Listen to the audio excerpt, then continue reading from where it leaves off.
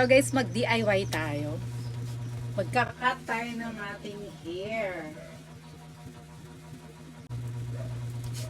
So gagayahin natin yung, 'di ba, itatali lang siya. Papakita ko sa inyo. So itatali natin siya, guys.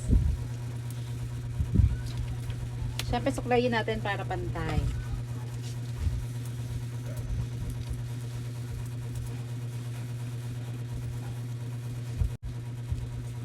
Ayan, itatali natin siya, guys.